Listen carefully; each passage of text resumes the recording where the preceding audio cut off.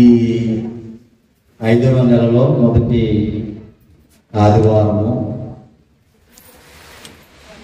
రోజులు చాలా వేగంగా గడుస్తూ ఉన్నాయి. కాలంతో పాటు మనం కూడా వేగంగానే పరిగెడుతూ మన పనుల్లో మనము నిమగ్నమై ఉన్నాము.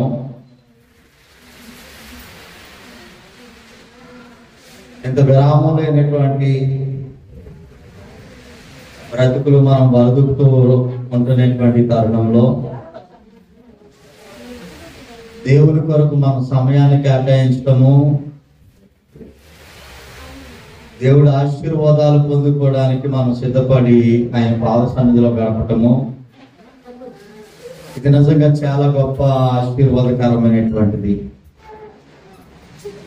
ప్రియులారా, నిజంగా మనం చాలా అదృష్టవంతులమని చెప్పుకోవాలి. కారణం ఏమనంటే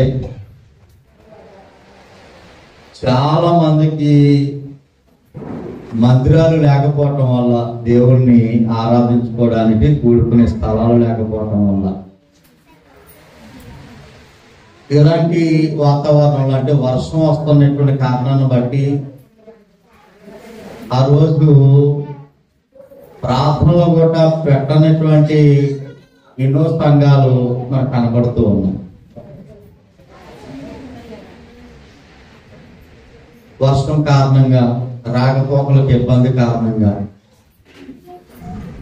కానీ మనకి అటు ప్రాబ్లం లేకుండా, ఆ సమస్య లేకుండా దేవుడు ఒక మంచి మందిరాన్ని మనకి ఇవ్వటం, ఆ మందిరం కూడా మనం అందుకుంటే అందంత దగ్గరలో ఉండటం,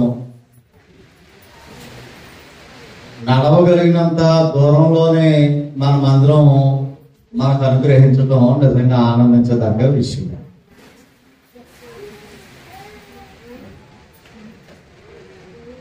ప్రియులారా, మరి మొత్తానికి కలుస్తాను.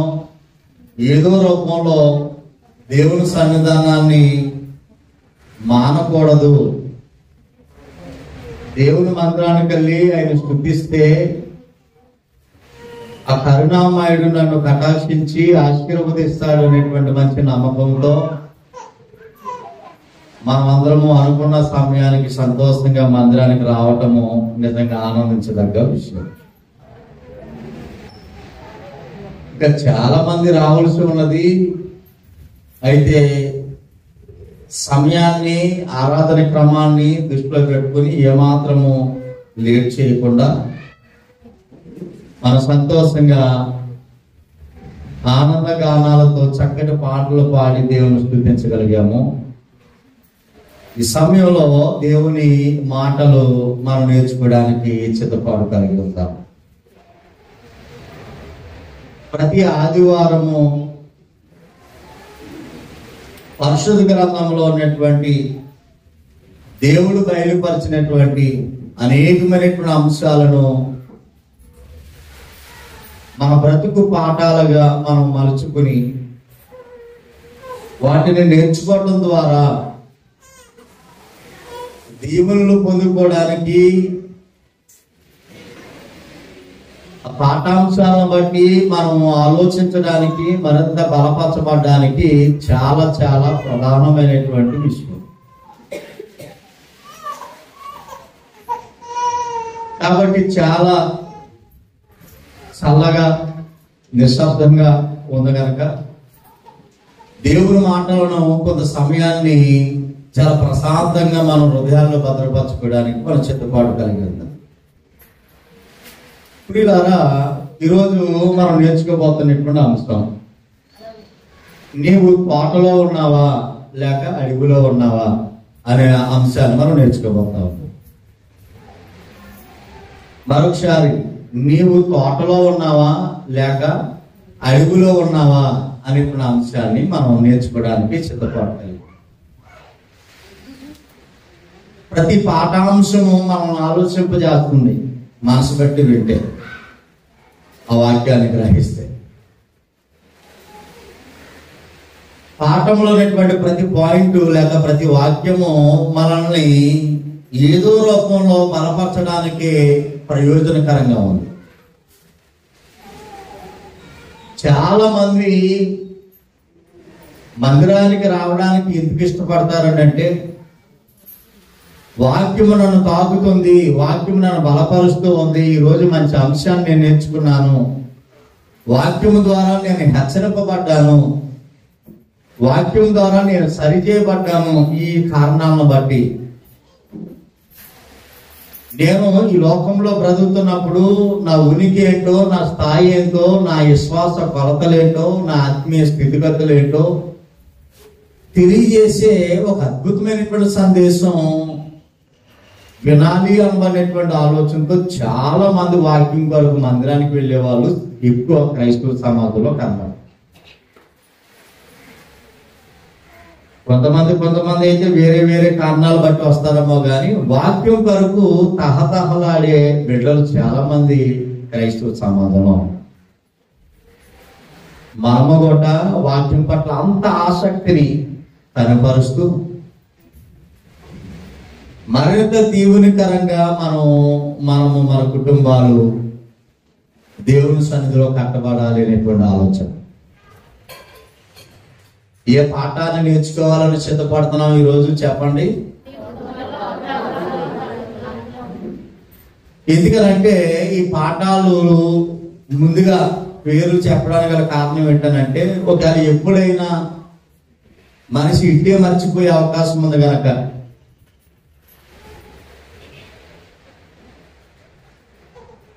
పాఠాంశం అంతా గుర్తుండదు, కనీసం పాఠం యొక్క టైటిల్ పేరు ఏదైతే గుర్తుంటే దానికి సంబంధించినటువంటి విషయాలన్నీ లైన్లోకి వస్తాయనేటువంటి ఆలోచనతో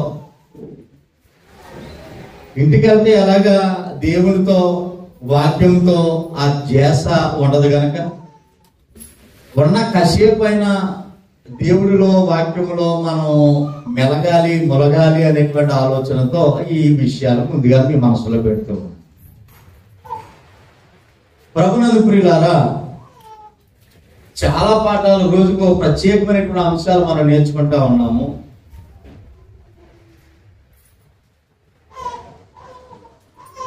తోట అని అనగానే మనకందరికీ తెలిసినటువంటిదే.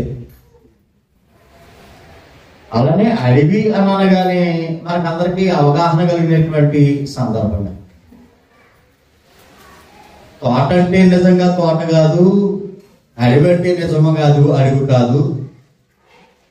తోటను పోలి ఏదో పరిశుద్ధ గ్రంథంలో ఒకటి ఉంది, అడవిని పోలి పరిశుద్ధ గ్రంథంలో ఏదో ఒకటి ఉంది. ఆ రెండింటిని మన ముందుంచి ఒక పాఠాన్ని నేర్పించడానికి దేవుడు ఇష్టపడుతూ. కాబట్టి ప్రియులారా, ఆ పోలికలను, ఆ సాదృశ్య భావాన్ని మనం గ్రహించగలిగితే ఇప్పుడు వాటి ఎందున్నటువంటి ముఖ్యాంశం ఏదైతే ఉందో, ముఖ్య ఉద్దేశం ఏదైతే ఉన్నదో అది మన హృదయాలకి అర్థమయ్యే అవకాశం ఉంది. ఆ సందేశము మనకు అర్థమైతే ఆ సందేశము ద్వారా మనం బలపడే అవకాశము చాలా పుష్కలంగా. తోటనగా దేవుని సంకల్పంలో ఉన్న సంఘము అనే సంగతిని మనం మర్చిపోకూడదు. సాదృశ్య పోలికలను మీకు జ్ఞాపకం చేస్తున్నాను. తోట అంటే అర్థం ఏంటంటే దేవుని సంకల్పంలో ఉన్న సంఘం. మరి అడవి అంటే ఏంటండి అని అడగవచ్చు. అడవి అనగా అపవాది కుతంత్రంలో ఉన్న లోకం.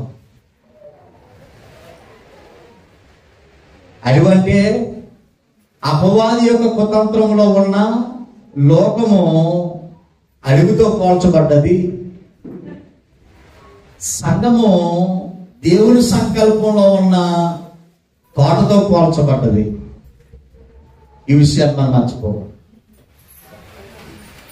ఒక మాటలో చెప్పాలంటే సింపుల్ గా తోట అనగా సంఘం, అడవి అనగా లోకం. తోట అంటే సంఘం, అడవి అంటే లోకం. ఇలాగే ఆ మైండ్ లోనే మీరు ఉండండి పాఠం అయ్యేంత వరకు. ఒకవేళ బైబిల్లో తోట అనే పదం వచ్చినా, లేకపోతే మనం ఈ ప్రసంగం అయ్యేంత వరకు తోట తోట అడిగి అడిగి అని అనుకున్నా, మన మైండ్ లో ఏది స్ట్రైక్ అవ్వాలంటే ఈ పాఠాంశం పూర్తి అయ్యేంత వరకు తోట అనగానే సంఘం సంఘం సంఘం, అడివి అనగానే లోకం లోకం లోకం అనేటువంటి భావంతో మనం ఉండి కాసేపు ఈ పాఠాన్ని మనం నేర్చుకోవడానికి ప్రయత్నించాలి. ప్రియులారా, తోటకి అడవికి ఉన్న వ్యత్యాసాన్ని ఈరోజు మనం నేర్చుకోబోతాము. తోట యొక్క ప్రాధాన్యతను, అడవి యొక్క దుస్థితిని మనం నేర్చుకోవడానికి సిద్ధపాటు కలిగి ఉంటాము. తోటలో ఉండటం వల్ల ఒక వ్యక్తి ఎంత అద్భుతమైన కూడా భద్రతలో ఉంటాడో, కేవలం భద్రత మాత్రమే కాదు, దేవుని యొక్క సంరక్షణలో ఏ విధంగా పోషింపబడతాడో అన్నటువంటి విషయాన్ని మనం నేర్చుకుపోతా ఉన్నాం. తోటలో ఉండటం వల్ల,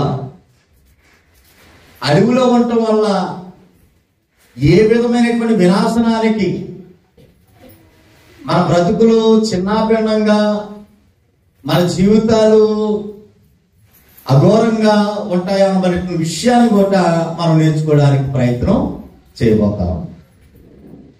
ఈ పాఠం విన్న తర్వాత మళ్ళీ నేను ప్రశ్న అడుగుతాను.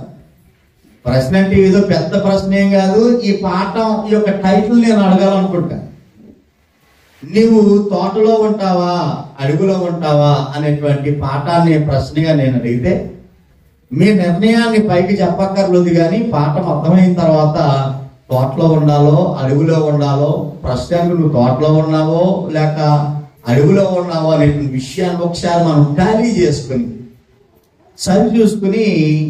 సరి చేసుకోవలసినటువంటి అవసరత ఈ ఆత్మీయ సందేశం మనకందరికీ అంకితం లేక ఆశీర్వాదకరంగా ఉండాలి అనేటువంటి భావంతో మీకు జ్ఞాపకం చేస్తాను.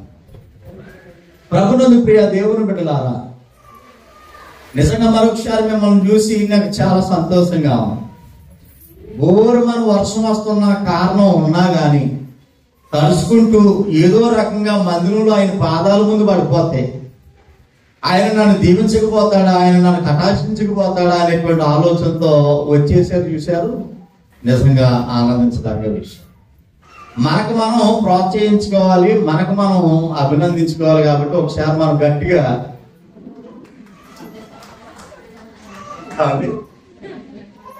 అన్నారు, ఎవరు కొట్టలేదండి, గట్టిగా తప్పులు కొట్టుకుంది. చాలా సంతోషం. ఓకే, ఇంక విందామా? మాట్లాడాలా? ఏంటి పాఠం ఏంటి? తోటలో ఉంటావా లేక అడవిలో ఉంటావా? ప్రియులారా, స్టార్ట్ చేద్దాం. ప్రియ దేవుని బిడ్డలారా, మహోన్నతుడైనటువంటి దేవుడు, సర్వశక్తుడైనటువంటి దేవుడు, ఒక అద్భుతమైనటువంటి ప్రణాళిక కలిగి ఆయన ఉన్నాడు. ఆ ప్రణాళికలో భాగంగా దేవుడికి ఉన్నటువంటి ఆకాంక్ష ఏంటనంటే, ఆయనకు ఉన్నటువంటి కోరిక ఏంటనంటే, నాకు కుమారులు కావాలి, కుమార్తెలు కావాలి, నాకు పిల్లలు కావాలి అనేటువంటి కోరిక విపరీతంగా దేవుడికి ఉంది. ఎందుకు ఈ కోరిక ఆయనకి అంత ఎక్కువ ఉంది అని అంటే, ఆయనకున్నటువంటి ఉద్దేశం అంటే, నా పిల్లల ద్వారా, నా సొంత పిల్లల ద్వారా నేను ఘనపరచబడాలి, మహిమపరచబడాలి అనేటువంటి కోరిక మన కన్న తండ్రి అయిన దేవదేవునికి సమృద్ధిగా. ఆ కారణాన్ని బట్టి దేవుడు 6 దినాలు కష్టపడి ఈ ప్రపంచాన్ని ఆయన సృష్టించాడు. కేవలం ఆ కోరిక తీర్చుకోవడానికే దేవుడికి అనేకమైనటువంటి పిల్లలు కావాలి అనేటువంటి ఒకే ఉద్దేశం చేత 6 దినాలను మన దేవుడు కష్టపడి అందమైనటువంటి సృష్టిని సృష్టించినట్లుగా మనం చూస్తాం. దేవుడు సృష్టించడం మాత్రమే కాదు, ఈ భూమి మీద సకల అంగులు కాదు, సకల విధములైనటువంటి సౌకర్యాలతో తన పిల్లలకి ఇప్పుడు రాబోతున్నటువంటి కాలంలో భవిష్యత్తులో ఏది అవసరమో అవసరాలన్నీ ఆ సంపద అంతా దేవుడి భూమిలో దాచి ఆఖరి దినాన్ని తను ఎలాగైతే తన పిల్లలు ఉండాలనుకుంటున్నాడో అంత అద్భుతమైనటువంటి రూపంతో మనల్ని అందరినీ పుట్టించినటువంటి సందర్భం మనం చూస్తాం. మనల్ని అంటే ఒకసారి కాదు, ఒక మనుషును ద్వారా ఈ లోకంలోకి అనేకమైనటువంటి జాతుల యొక్క ప్రజలు వచ్చినట్లుగా మనం గమనిస్తాం. అయితే మొట్టమొదటిగా పుట్టించినటువంటి మానవుడిని దేవుడు ఎక్కడ పెట్టాడు అని ఆలోచన చేస్తే చూడండి, 2వ అధ్యాయము 8వ వచనం. దేవుడైన యెహోవా, 2వ అధ్యాయం ఆదికాండం. నేను ఆదికాండం చెప్పలేదు కదా. మొదటి మానవుడు అనగానే మీకు ఆదికాండం వచ్చేయాలి. రిఫరెన్స్ చెప్పలేదు, పాపం అయ్యారు తెగరోళ్ళు అందరూ అనుకుంటే పాపం మీరు ఇప్పుడే ఉన్నారని అర్థం. ఆదికాండం 2వ అధ్యాయం 8వ వచనంలో దేవుడైన యెహోవా తూర్పున ఏదోనులో ఒక తోట వేసి తాను నిర్మించిన నరుని దానిలో ఉంచెను అనే మాట చూడండి. తాను నిర్మించిన మనిషిని ఎక్కడ ఉంచాడట? తోటలో ఉంచాడు. తోట బయట కాదు, తోటలో ఉంచాడు. అంటే దేవుడు ఏమనుకున్నాడంటే దేవుని పిల్లలు తోటలో ఉండాలి. దేవుని బిడ్డలారా, దేవుడు ఆలోచన తన పిల్లలు ఎక్కడ ఉండాలి? తోటలోనే ఉండాలి అని తాను ఎంతో అందంగా నిర్మించుకున్న తన కుమారుణ్ణి తోటలో ఉంచాడు.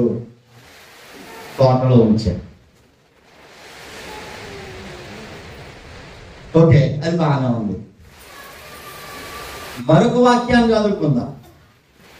యెషయా గ్రంథం 14వ అధ్యాయానికి ఒకసారి మనం వద్దామే. యెషయా గ్రంథము 14వ అధ్యాయంలో 16-17 వచనాలు కలిసి ఉన్నాయి. అందులో 3వ లైన్ మనం చదువుకోగలిగితే, అది వాస్తవానికి ఒక అన్యరాజు గురించి చెప్తున్నా సాతానుడి గురించి ప్రస్తావిస్తున్నట్టు సందర్భం, అది అపవాది గురించి చెప్పబడుతున్నటువంటి సందర్భం. చూడండి, 14వ అధ్యాయం యెషయా గ్రంథము 519 పేజీ నెంబర్లో 16-17 వచనాలు కలుస్తున్నాయి. 17వ వచనంలో 3వ లైన్, లోకమును అడవులుగా చేసి దాని పట్టణమును పాడు చేసేవాడు ఇతడేనా? పైన అవన్నీ ఇంచుమించు మనం 14-12 చదువుకుంటే, తేజో నక్షత్రమా, వేకువ చుక్క, నువ్వెట్లు ఆకాశం నుండి పడితివి, ఇదంతా సాతానుడి గురించి ప్రస్తావిస్తబడుతున్నటువంటి సందర్భం. ఆ విధమైనటువంటి చూడండి, ఇక్కడ ఈ వచనంలో లోకమును అడివుగా చేసి దాని పట్టణమును పాడు చేసిన వాడు ఇతడేనా అంటే సాతానుడు కూడా చెప్తున్నటువంటి సందర్భం.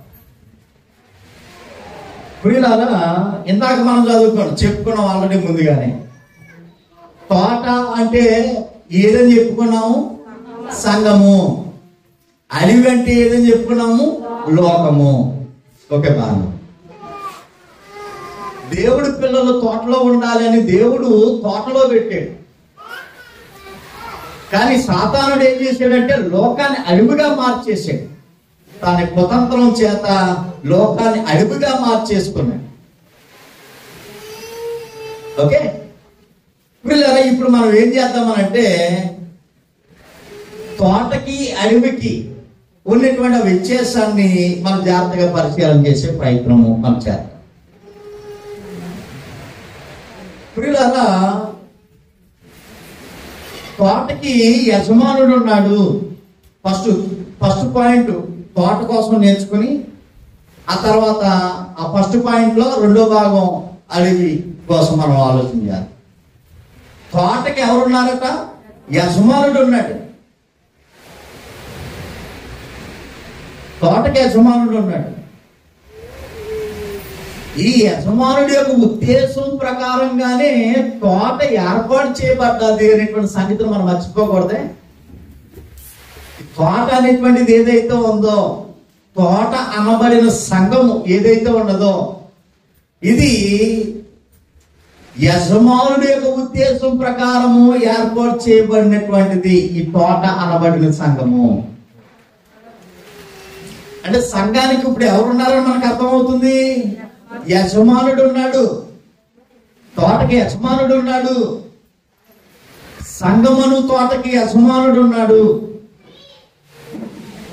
ఈ యజమానుడు తోట కొరకు పెట్టుబడి పెట్టాడండి. తోట బాగోవాలని,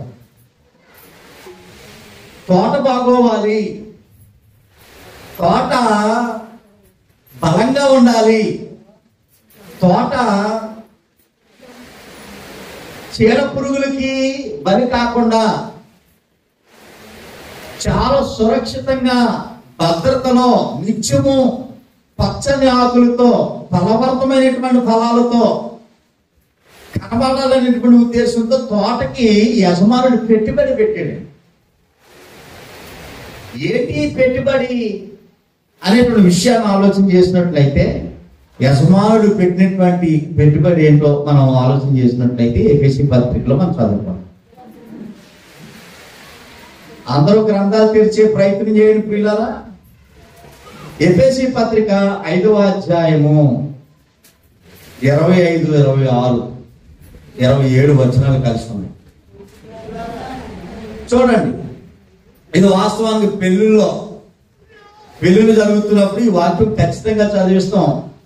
ఎఫెసీ పత్రిక 5వ అధ్యాయం 22 నుండి మన 33 వరకు పెళ్లిపేటల మీద స్టేజ్ మీద వాక్యాన్ని చదివిస్తాం. వాస్తవానికి భార్య భర్త గురించి చెప్పబడుతున్నటువంటి సందర్భం, ఆ భావాలు ఉన్నప్పటికీ ఇంతకీ దేనికోసం చెప్పాలనుకుంటూ ఉన్నాడు అంటే ఆయన యజమానుడి గురించి తోట గురించి చెప్పాలనుకుంటున్నాడు. అలాగైతే మాకు కొంచెం అర్థం కావట్లేదండి అనుకుంటులా ఉంటే, క్రీస్తు గురించి సంఘం గురించి చెప్పాలనుకుంటున్నటువంటి ఉద్దేశం అది. క్రీస్తు పరలోకానికి సంబంధించిన వాడు. సంఘం అంటే చాలా సంఘాలు ఈ భూమి మీద ఉన్నాయి కాబట్టి కన్ఫ్యూజ్ పడే అవకాశం ఉంది, బేగా అర్థం కాకపోవచ్చామని చెప్పేసి. భర్త అంటే తెలుసు కదా, భార్య అంటే తెలుసు కదా, భర్త గురించి భార్య గురించి తెల్లడు ఈ లోకంలో ఎవడో ఉన్నాడు కదా. అందుకని భర్త భార్యలను పోలుకులో క్రీస్తును సంఘాన్ని పోల్చి చెప్తాం. మనం తోటకి యజమానుడు ఉన్నాడు అంటే సంఘానికి యజమానుడు ఉన్నాడు. ఈ సంఘమును తోటకి ఏ పెట్టుబడి పెట్టాడు అనేటువంటి విషయాన్ని ఆలోచన చేస్తే, పెట్టుబడి ఏం పెట్టాడో ఈ తోట కొరకు ఈ యజమానుడు అనేటువంటి విషయం మనకు అర్థమవుతా ఉంది. 25 వచనం, పురుషులారా మీరును మీ భార్యలను ప్రేమించండి, అలాగే ఏ అనుమానం లేకుండా అలాగే క్రీస్తు కూడా సంఘమును ప్రేమించాడు. క్రీస్తు దేనిని ప్రేమించాడట? సంఘాన్ని ప్రేమించాడు. క్రీస్తు సంఘాన్ని ప్రేమించాడు. ఎందుకో చెప్తున్నాడు. ఎందుకంటే అది అంటే ఏది చెప్పాలి, మీరు అందరూ చెప్పాలి, అర్థమైతే చెప్పండి. అది అంటే ఏది? తోట లేదా సంఘం.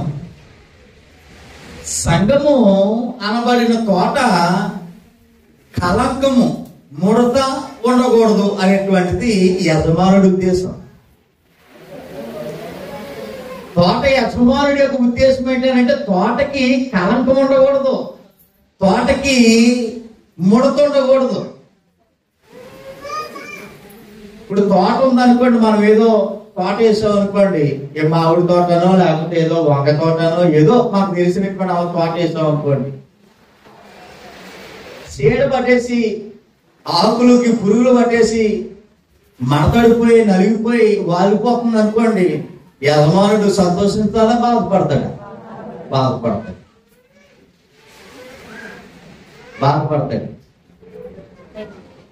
కాబట్టి ఈ తోట యజమానుడు ఏం చేస్తున్నాడు అంటే సంఘాన్ని ప్రేమిస్తున్నాడు, తోటను ప్రేమిస్తున్నాడు. కాబట్టి తోట ఎలా ఉండాలని ఆశపడుతున్నాడు ఆయన. కలంకం ఉండకూడదు నా తోటకి, ముడత అసలు ఉండకూడదు నా తోటకి అని మరి ఎలాగుండాలి మరి అనంటే, ఎలాగుండాలి అనంటే పరిశుద్ధముగా, నిర్దోషముగా, మహిమగల సంఘముగా ఉండాలి అనేటువంటిది యజమానుడి యొక్క ఉద్దేశం. ఆ మాటలు చాలా బాగున్నాయి. ఎలా ఉండాలట, ఎలా ఉండకూడదో చెప్పాడు తోట. ఇప్పుడు ఎలాగుండాలి అంటే పరిశుద్ధముగా ఉండాలి, నిర్దోషముగా ఉండాలి, మహిమగల తోటగా ఉండాలి. అలాంటి తోటను దేవుని ముందు నిలబెట్టాలి. తోటను బట్టి దేవుడు మహిమపరచబడాలి, సంఘాన్ని బట్టి దేవుడు మహిమపరచబడాలి అనేటువంటి ఆలోచనతో ఆయన చేసిన అద్భుతమైనటువంటి పని ఏంటంటే, ఆయన తన ఎదుట దానిని నిలవబెట్టవలనని. ఆయన అంటే యజమానుడు, తోట యజమానుడు తన ఎదుట దేనిని తోట అనబడిన సంఘాన్ని నిలబెట్టవలనని ఇప్పుడు ఏం చేస్తున్నాడట, ఆ తోటని వాక్యముతో ఉదక స్నానము చేయిస్తూ. పురుగు పడితే మనం ఏం తోటకి వంకాయ తోట వేసాం, పురుగు పట్టింది అనుకోండి, మనం ఏం చేస్తామండి, మందు కొడతాం కదా. మందు కొడతాం, తోట అంతటికి మందు కొడతాం. కలంకము ముడత లేకుండా పవిత్రంగా పరిశుద్ధంగా ఉండే నిమిత్తము యజమానుడు ఏం చేస్తున్నాడు అంటే మందు కొడుతున్నాడు ఇక్కడ తోటకి, అనగా సంఘానికి మందు కొడుతున్నాడు. ఎందుకు ఈ మందు ఏంటని చెప్తున్నాడు అక్కడ, వాక్యము చేత ఉదక స్నానము చేయిస్తున్నాడట. వాక్యము చాలా పవర్ అండి ఈ మందు. వాక్యానికి ఉండేటువంటి శక్తి ఎంతది, మొత్తం హృదయంలో ఉండేటువంటి అంతరార్థాలను గుంజేస్తుంది అన్నమాట. ఒక్కొక్కసారి కొన్ని మాటలు దేవుడు నడిపింపులో ఉన్నప్పుడు, ఆ మాటలు వస్తున్నప్పుడు తల ఎత్తుకోలేము మనం. ఇది నా కోసమే అనేటువంటి ప్రశ్న ఆటోమేటిక్ గా మన హృదయంలో దేవేస్తూ ఉంటుంటది. అది చెప్పేవాళ్ళు ఏమీ లేదండి. చెప్పేవాడు కేవలము నిలబడి దేవుని యొక్క పాత్రగా వాడబడితే నడిపించేవాడు, మాట్లాడించుకునేవాడు ఎవరు? దేవుడే. నిలబడి వాక్యం చెప్తున్నటువంటి వ్యక్తులు ఏముండదు. దేవుని యొక్క శక్తి చేత వాక్యాన్ని తన పిల్లలకు బోధింపజేసుకుంటాడు దేవుడు. అంతే, ప్రార్థనాపూర్వకంగా సిద్ధపడితే. సంఘాన్ని దేవుని ఎదుట నిలబెట్టడం కొరకు వాక్యము చేత ఉదక స్నానము చేసి దానిని ఎలా తయారు చేయాలనుకుంటాడంటే పవిత్రపరిచి, పరిశుద్ధపరిచి, పవిత్రంగా పరిశుద్ధపరచబడడం కొరకు, దాని కొరకు, దేని కొరకట, తోట కొరకు. యజమాని యొక్క పెట్టుబడి చెప్తున్నాడు ఇక్కడ. తోట కొరకు, తోట అనబడిన సంఘం కొరకు, సంఘము కొరకు ఏం చేశాడు ఆయన? ఏమండి, ఏం చేశాడట? సంఘము కొరకు. దాని కొరకు అంటే సంఘము కొరకు ఏం చేశాడు? తన్ను తాను అప్పగించుకునేను. తోట కొరకు అప్పగించుకున్నాడట. యజమానుడు తోట కొరకు సమర్పించుకున్నాడట. ఏమండి, అసలు ఎవడన్నా ఉంటాడా ఈ లోకంలో అంటే యజమానుడు? ఎంతో మంది రైతులు ఉన్నారు, ఎంతో మంది వ్యవసాయం చేస్తున్నారు. చాలా చాలా చాలా చాలా జీడిమడ తోటని, మామిడి తోటని, రకరకాల తోటలు వేసే వాళ్ళు చాలా మంది మనకు కనపడతారు. తోట కొరకు ప్రాణాలు ఇచ్చేవాడు ఎవడన్నా మన చరిత్రలో కనపడతాడా? మీరు ఆలోచన చెప్పండి. తోట కొరకు ప్రాణాలు దారిపోసేస్తాడా? ఎవడు చరిత్రలో ఎంత పెద్ద వ్యాపారస్తుడైనా, లేక ఇదైనా గట్టి రైతు అయినప్పుడు తోట కొరకు ప్రాణాలు ఇవ్వడండి.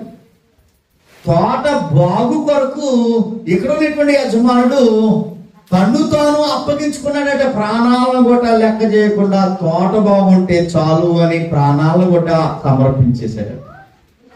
చాలా బాగుందండి ఈ మాట. నిజంగా ఈ యజమానుడు మంచోడండి చెడ్డోడా? ఆలోచన చేయాలి. ఈ యజమానుడు మంచోడా చెడ్డోడా? చాలా మంచోడండి. తోట కొరకు ప్రాణాలను దారపోసాడు.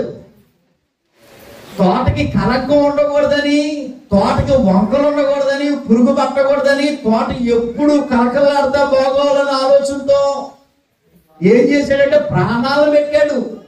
తోట కొరకు. ఎంత అద్భుతంగా ఉందో చూడండి అన్నమాట. అంటే యజమానుడు తోటకి పెట్టుబడి ఏం పెట్టాడు చెప్పండి? ఏం పెట్టాడు? ప్రాణాలని. జాతీయుడు ప్రాణాలను పెట్టుబడిగా పెట్టినటువంటి యజమానుడు చరిత్రలో ప్రపంచంలో ఎక్కడ మనకు కనబడ్డు. ఈ యజమానుడు ఒకే ఒకడు మనకు కనబడ్డాడు. ఎందుకు ఓ ప్రశ్న రావాలి ఇప్పుడు, ఏమండి తోట కొరకు ప్రాణాలు పెట్టేసాడు కదా, పెట్టుబడిగా ప్రాణాలనే పెట్టాడు, ఇంతగా ఆయన ఉద్దేశం ఏంటి? ప్రాణాలు పెట్టడానికి యజమానుడు ఉద్దేశం ఏంటి? ఏ ఉద్దేశంతో తోట బాగు కొరకు ప్రాణాలను కూడా లెక్క చేయకుండా పెట్టుబడిగా పెట్టేశాడు ప్రాణాలని? రక్తమంతా మొలగించి తోట కొరకు, తోట అనబడిన సంఘం కొరకు, తోట తోట తోట అనగానే మీరు సంఘం సంఘం అని అనేటువంటి భావంలోకి రావాలి. తోట అంటే గుడి పక్కన ఉన్న మామిడి తోట అనుకున్నారు. సంఘం కొరకు చెప్తున్నటువంటి సందర్భంలో మనం మర్చిపోకూడదు. ఎందుకు ప్రాణాలు పెట్టేశాడు కదా ఈ సంఘం కొరకు. అసలు ఆయన ఉద్దేశం ఏంటి? ప్రాణాలు పెట్టడానికి ఆయన ఉద్దేశం ఏంటి అనేటువంటి విషయాన్ని ఆలోచన చేస్తే అదే గ్రంథము 4వ అధ్యాయం. అందరూ తెరవండి గ్రంథాలని. అదే గ్రంథము 4వ అధ్యాయము చూడండి. మనం 11వ వచనం నుండి 12వ వచనము 13వ వచనం కూడా చదువుకోబోతా ఉన్నాం. ఎఫెసీ పత్రిక. మనమందరము విశ్వాస విషయంలోను దేవుని కుమారుని గురించి జ్ఞాన విషయంలోను ఏకత్వం పొందాలి. మనమందరము అంటే ఎవరు? తోటలో ఉన్న వాళ్ళందరూ. మనమందరము అంటే ఎవరందరూ? తోటలో ఉన్న వాళ్ళందరూ. తోటలో ఎవరున్నారు? ఏమండి తోటలో ఎవరున్నారండి? తోటలో ఎవరుంటారో చెప్పండి ఫస్ట్. తోటలో ఎవరుంటారండి?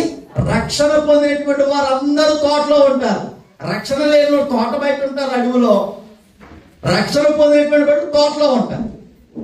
తోటలోనే ఉండాలి అనేది దేవుని కోరిక. చెప్పాలా? ఎస్, తోటలోనే ఉండాలా. నా పిల్లలు నా తోటలోనే ఉండాలనేటువంటి కోరిక కలిగి ఉన్నాడు మన దేవుడు. తోటలో ఒక విశ్వాసులందరూ తోటలో ఉంటారు కనుక, సంఘంలో ఉంటారు కనుక, ఈ సంఘస్థులందరూ తోటలో ఉన్న వాళ్ళందరూ అనగా సంఘంలో ఉన్న వాళ్ళందరూ విశ్వాసములో. రెండోది యేసుక్రీస్తు దేవుని కుమారుడైనటువంటి యేసుక్రీస్తు విషయంలో ఒక తాటి మీదకి రావాలా అని చెప్తున్నాడు. నీ విశ్వాసం వేరు, నీ విశ్వాసం వేరు, నీ విశ్వాసం వేరు అంటే కుదరదు. ఒక తోటలోనే ఇన్ని రకాల విశ్వాసాలు ఉండకూడదు. తోట ఒకటే, అనేక మంది తోటలో ఉన్నారు అనగా సంఘములో ఉన్నారు. సంఘములో ఉన్నటువంటి ప్రతి విశ్వాసి యొక్క విశ్వాసము ఒకటిగా ఉండాలా? ఒక్కొక్కరి విశ్వాసము ఒక్కోలాగా ఉండాలంటున్నాడా? అందరి విశ్వాసము ఒకటే ఉండాలా? అందుకే విశ్వాసం విషయంలో ఏకత్వం కలిగి ఉండాలా, అందరూ ఒకే మాట మీద. రెండోది, దేవుని కుమారుడు అంటే ఎవరు చెప్పండి మీరు? దేవుని కుమారుడు విషయంలోను అన్నాడు చూసారా? ఇతకి దేవుని కుమారుడు కూర్చొని జ్ఞానం విషయంలో, దేవుని కుమారుడు కూర్చొని జ్ఞానం. దేవుని కుమారుడు అంటే ఎవరు? యేసు ప్రభు యొక్క జ్ఞానం. యేసు క్రీస్తు యొక్క జ్ఞానం విషయంలో కూడా అందరూ ఒకే ఉద్దేశం కలిగి ఉండాలా, ఒకే ఉద్దేశం కలిగి ఉండాలా. ఎవరు తలంపేది? తోట కొరకు ప్రాణం పెట్టినటువంటి వారి యొక్క ఉద్దేశాన్ని ఆలోచన చేస్తే మనం అందరము విశ్వాసం విషయంలో ఏకత్వము, యేసుక్రీస్తు జ్ఞానం విషయంలో ఏకత్వం పొంది సంపూర్ణ పురుషులయ్యే వరకు, అనగా క్రీస్తులకు కలిగిన సంపూర్ణతను, సమానమైన సంపూర్ణత కలిగే వరకు ఆయన ఎలాగూ నియమించెను. పరిశుద్ధులు సంపూర్ణులగునట్లు క్రీస్తు శరీరము క్షమాభివృద్ధి నొందుటకు, పరిచర్య ధర్మం జరుగుటకును ఆయన కొందరిని అపోస్తలులు గాను, కొందరిని ప్రవక్తలు గాను, కొందరిని సువార్తికులు గాను, కొందరిని కాపరులు గాను, ఉపదేశకులు గాను నియమించాను అని చెప్తున్నాను. ఇంతకీ యజమానుడి ఉద్దేశం ఏంటంటే ప్రాణం పెట్టడానికి, తోట కొరకు ప్రాణం పెట్టావు కదా, తోట అనబడిన సంఘం కొరకు ప్రాణాలు పెట్టావు కదా, ఎందుకు ప్రాణాలు పెట్టావు అని అడిగితే అందరూ యేసుక్రీస్తు పోలికలో మలచబడాలి అనేటువంటి ఉద్దేశంతో ప్రాణాలు పెట్టాడట. అది ఆయన ఉద్దేశం. అర్థమవుతుందా మీకు? అయ్యా మీరు ప్రాణాలు ఎందుకు పెట్టారు తోట అనే సంఘం కొరకు అని అడిగితే, అయ్యా నా ఉద్దేశం ఏంటంటే సంఘ బిడ్డలందరూ సంఘములో అనగా తోటలో ఉన్న ప్రతి వ్యక్తి యేసుక్రీస్తు యొక్క పోలుకుగా మార్చబడాలి, అంటే యేసుక్రీస్తులాగా మారిపోవాలి అనేటువంటి ఉద్దేశం అంట. అందుకే ప్రాణం పెట్టాడు. అసలు జరిగే పనేనా ఇది? యేసుక్రీస్తులాగా ఒక మనిషి, యేసుక్రీస్తులాగా ఒక వ్యక్తి మారగలడా? ఎప్పటికైనా మారగలడా? మారలేడా? మారగలడు. మనసుంటే మారగలడు. యేసుక్రీస్తులాగా మంచిగా బ్రతకగలడు. యేసుక్రీస్తులాగా అనేకులకి రక్షణ భాగ్యాన్ని ఇవ్వగలడు, ప్రయోజనకరంగా ఉండగలడు. అందుకే ఆయన తోట కొరకు ప్రాణాలు పెట్టినటువంటి సందర్భాన్ని ఇక్కడ మనం చూస్తాం. ఓకే, బాగానే ఉంది. ఈరోజు ఏ పాఠం నేర్చుకున్నాం మనం? నీవు తోటలో ఉన్నావా లేదా అడవిలో ఉన్నావా అనేటువంటి పాఠాలు మనం నేర్చుకున్నాం. తోట అంటే ఏంటి? సంఘం. అడవి అంటే ఏంటి? లోకం. ఓకే, బాగానే ఉంది. ప్రియులారా, మొదటగా తోటను సంఘం కొరకు నేర్చుకునే క్రమంలో తోటకి యజమానుడు ఉన్నాడా? ఉన్నాడు అని మనకు అర్థమైంది. తోట వరకు యజమానుడు ఏమైనా పెట్టుబడి పెట్టాడా? ఏం పెట్టాడు? తన ప్రాణాన్నే పెట్టుబడిగా పెట్టాడు. ఓకే, బాగా అర్థమైంది ఈ విషయం కూడా. ఎందుకు పెట్టుబడి పెట్టాడు ప్రాణాన్ని? చెప్పాలి. ఎందుకు పెట్టుబడిగా పెట్టేశాడు ప్రాణాన్ని? సంఘములో ప్రతి వ్యక్తి ఎలా మారిపోవాలని? యేసుక్రీస్తులాగా మారిపోవాలని అని పెట్టుబడి పెట్టాడు. మీరు సైలెంట్ గా ఉండకూడదు. అర్థమైందే చెప్పండి. మౌనంగా ఉన్నారనుకోండి, భలేగా అర్థమైందని కాదు, ఏమో అర్థం కాలేదని. ప్రశాంతంగా ఉంది వాతావరణం, వేడిగా ఉంది. ఏమండి, వాతావరణం ప్రశాంతంగా ఉన్నా వేడిగా మనకి విందుంది, మంచి అర్థవంతమైనటువంటి వాక్యం ఉంది. కాబట్టి ప్రశాంతంగా దేవుని మాటలు మనం నేర్చుకునే ప్రయత్నం చేద్దాం. అందరూ క్రీస్తులాగా మారిపోవాలనేటువంటి ఆలోచనతో ప్రాణాన్ని పెట్టుబడి పెట్టినట్టు మనకి అర్థమవుతాం. అంటే ఈ యజమాను చాలా మంచివాడు, బాగా. ఇప్పుడు అడవి దగ్గరికి వద్దాం. తోటకి యజమానుడు ఉన్నట్లుగానే, తోటకి అధిపతి ఉన్నట్లుగానే లోకం అనబడిన అడవికి అధిపతి ఉన్నాడా లేక యజమానుడు ఉన్నాడా? ఉంటాడండి.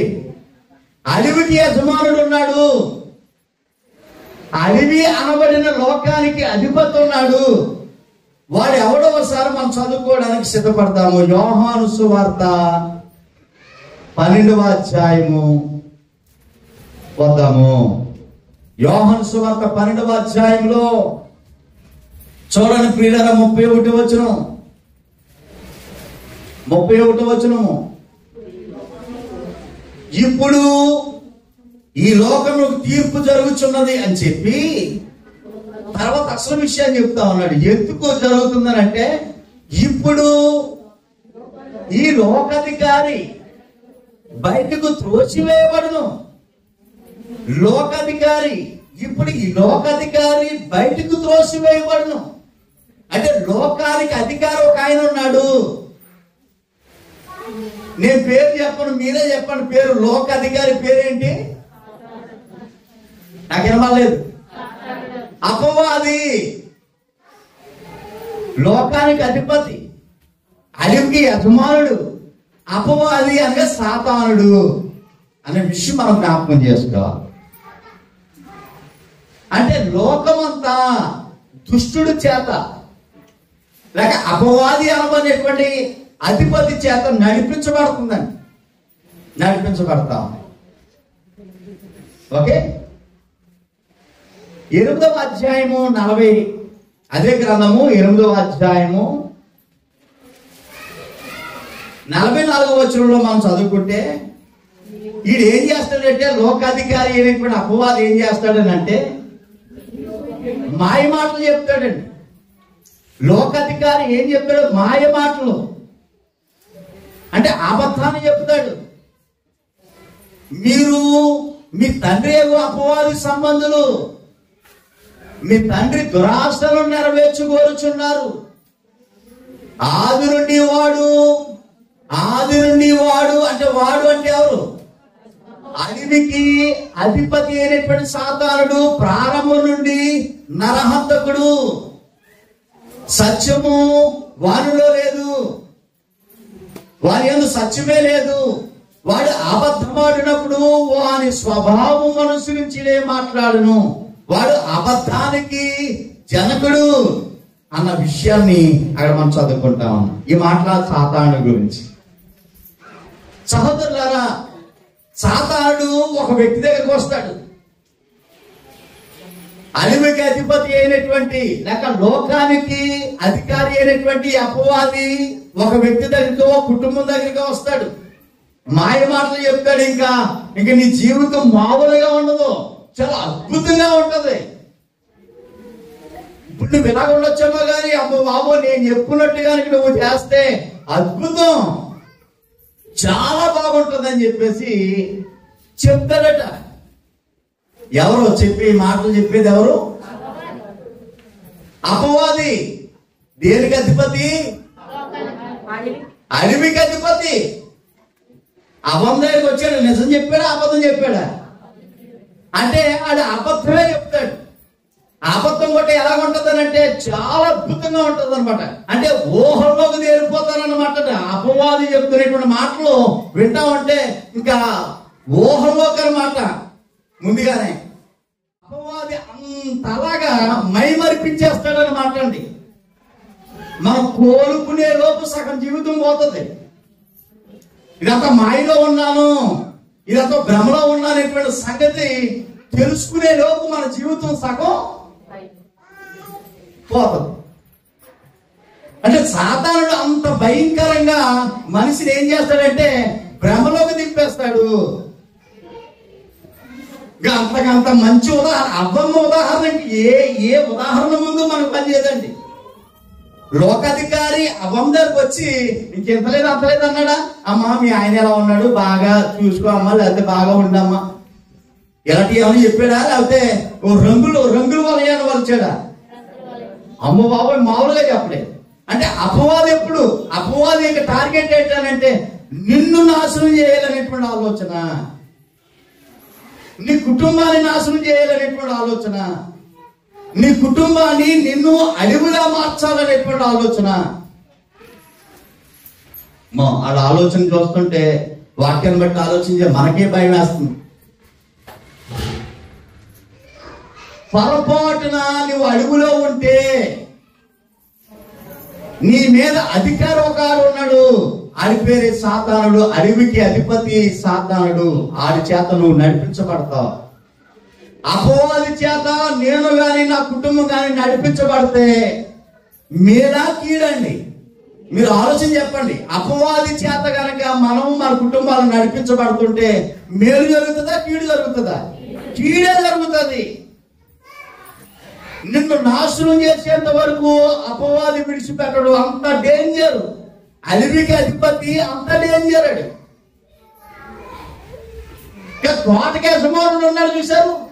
తోటకున్న యజమాని తోట క్షేమం కొరకు ఏం పెట్టాడని మనం చదువుకున్నాం? ప్రాణాలు పెట్టాడు.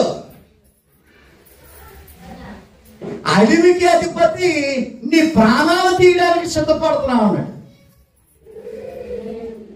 దాన్ని బట్టి మనం అర్థం చేసుకోవాలి మనం ఎక్కడుంటే బాగుంటుంది అనేటువంటి విషయాలు. ఎఫెసీ పత్రిక 2వ అధ్యాయంలో అడవికి అధిపతి గురించి మనం ఆలోచన చేయబోతా ఉన్నాము. 2వ అధ్యాయము ఎఫెసీ పత్రిక 2వ వచనం, మీరు వాటిని చేయొచ్చు వాయుమండల సంబంధమైన అధిపతి అన్నాడు చూడండి. వాయుమండల సంబంధమైన అధిపతి ఎవడు? ఈ వాయుమండల సంబంధమైన అధిపతి ఎవరు? అపవాదండి, సాతానుడు. తిరుగుతా ఉంటుంటాడు. వాయుమండల అధిపతి అన్నాడు, ఇది గాలిలో తిరుగుతూ ఉంటాడు. ఈ పని బాగున్న కుటుంబాలను నాశనం చేయటమే అది టార్గెట్. చక్కగా దేవుని సన్నిధానానికి వచ్చి ప్రార్థనలో గడుపుతున్నటువంటి వ్యక్తులను పాలు చేయటం వాడి పని.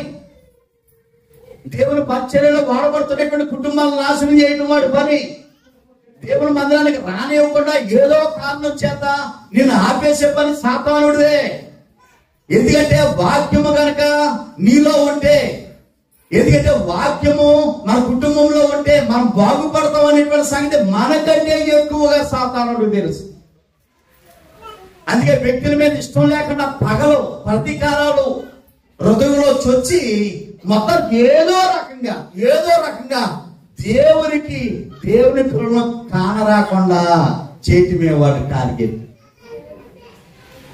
ఆదాముని అలాగే చేశాడా? అసలు మనశ్శాంతి ఉందా? ఆదాము దేవుని ఇంట్లో తోటలోంచి వెళ్ళిపోయే వరకు అని మనశ్శాంతి లేదు. మీరు గమనించి తోట చుట్టూనే తిరిగేవాడండి. అపవాది తోట చుట్టూనే తిరిగేవాడు. ఎన్నాళ్ళు బట్టి వనగాసాడో, ఎన్నాళ్ళు బట్టి వనగాసి మొత్తం చిన్న స్పంద అవుతాయి. ఆ స్పందను దూరి తోటలో ఉన్నటువంటి ఏకైక కుమారుణ్ణి, ఏకైక కుటుంబాన్ని నాశనం చేసి తోటలోంచి అడవిలో లాక్కొచ్చే వరకు కంటి మీద నిద్రలేదు అది. ఇదేదో కథ కాదు, యథార్థవంతమైనటువంటి చరిత్ర. ఆదాము తోటలోంచి బయటకు లాక్కొచ్చే వరకు. అందుకే ఈ వాయుమండల సంబంధమైనటువంటి అధిపతి అనేటువంటి సాతానుడు తిరుగుతా ఉంటాడు. నీ ఇంటి చుట్టూ తిరుగుతాను ఉంటాడు, మన చుట్టూ తిరుగుతా ఉంటాడు. సందు దొరికితే చాలు దూరి చుట్టుపట్టుకుని లాక్కొస్తాడు. తోటలో ఉన్న నిన్ను అడుగులోనికి, తోటలో ఉన్న మన అడుగులోనికి లాక్కొచ్చేస్తాడు. చాలా డేంజర్ అయిన విషయాన్ని జ్ఞాపకం చేస్తాం. చాలా డేంజర్. చెప్పండి, ఈరోజు మనం ఏ పాఠం నేర్చుకున్నాం? నీవు తోటలో ఉన్నావా లేదా అడుగులో ఉన్నావా అనేటువంటి పాఠాన్ని నేర్చుకున్నాం. తోట అంటే అర్థం ఏంటి? సంఘం. అడుగు అంటే అర్థం ఏంటి? లోకం. తోటకి యజమానుడు ఎవరు? యేసు ప్రభు వారు లేక దేవుడు. అడవికి యజమానుడు ఎవరు? అపవాది అనే సంగతిని మనం జ్ఞాపకం చేస్తాం. ఓకే, బాగుంది. ఇప్పుడు మళ్ళీ తోట దగ్గరికి వద్దాం. తోటమాలి అంటే తోటకి తోటమాలి ఉంటాడు. తోట అనగా సంఘము, సంఘానికి యజమానుడు లేక తోటమాలి, తోటను సంరక్షించేవాడు ఉంటాడు. ఎవరు ఈ తోటకి తోటమాలి ఎవరు అన్న విషయాన్ని మనం ఆలోచించాలి. చూడండి ప్రియులారా, లోకాసు వార్త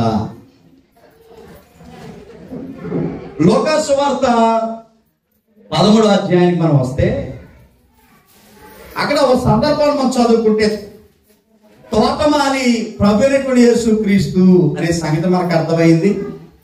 రెండోదిగా తోటమాలి దైవజనుడు అనేటువంటి భావం కూడా మనకు అర్థం అవుతాం.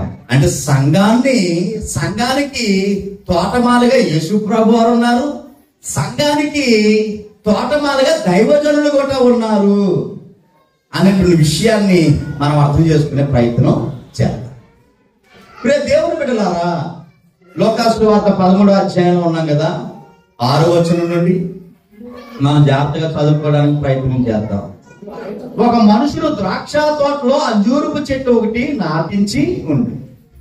అతడు దాని పండ్లు వెతకి వచ్చినప్పుడు ఏమీ కనబడలేదు కనుక అతడు, ఇదిగో 3 ఏళ్ల నుండి నేను ఈ అంజూరపు చెట్టును పండ్లు వెతుకుచున్నాను గాని ఏమీ కనబడలేదు, దొరకలేదు.